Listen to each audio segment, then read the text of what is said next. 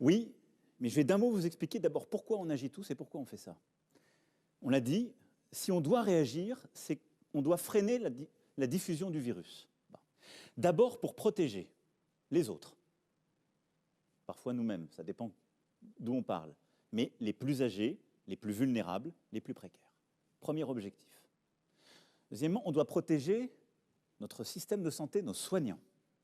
Et puis ensuite, je parle pour chacun de nos concitoyens qui nous écoutent ce soir. Parce qu'on a entendu ces dernières semaines, parfois certains dire « moi je ne suis pas concerné, ne m'enlevez pas ma liberté, si j'ai le droit d'être contaminé ». Ce n'est pas vrai.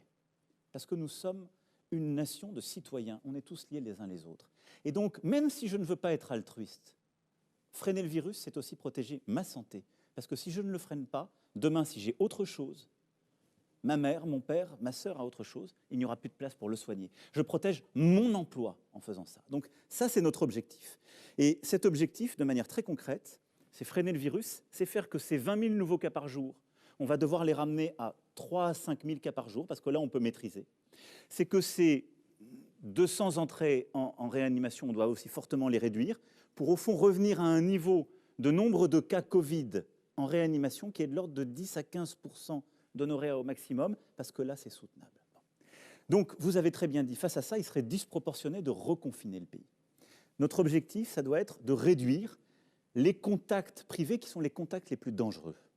C'est-à-dire les moments, un peu de relâchement, on va se retrouver avec des gens qui ne sont pas dans notre cellule familiale et où on va, ce qui est souvent des moments de convivialité, il faut bien le dire, c'est ça qui est cruel dans la gestion de cette maladie, des moments où on risque de s'infecter parce qu'on va être trop proches les uns des autres pendant une certaine durée. Et donc oui, ce qu'on appelle le couvre-feu est une mesure qui est pertinente. On en a vu la pertinence très concrètement en Guyane. C'est ce qu'on a fait en Guyane, ça a permis de ralentir les choses. Mais le ralentissement des contacts sociaux, c'est ce qui nous a permis d'être efficaces en Mayenne, c'est ce qui nous a permis d'être efficaces en Guadeloupe, qui a été très durement touchée et qui a réussi, qui est en train de réussir à réduire justement la circulation du virus. Et donc la décision que nous avons prise, c'est en effet un couvre-feu. Un couvre-feu qui va s'appliquer à la région Île-de-France, où le virus circule très activement, et à plusieurs métropoles, à 8 métropoles en plus de la région Île-de-France. Je les cite pour que ce soit clair pour tout le monde. Les métropoles, je dis bien, de Grenoble, Lille, Lyon, Aix-Marseille, Montpellier, Rouen, Saint-Étienne et Toulouse. L'ensemble des élus de ces métropoles ont été appelés, les préfets mobilisés pour organiser les choses. Ce couvre-feu, il se fera entre 21h et 6h du matin et il commencera à partir de ce samedi 0h. Et il durera combien de temps ?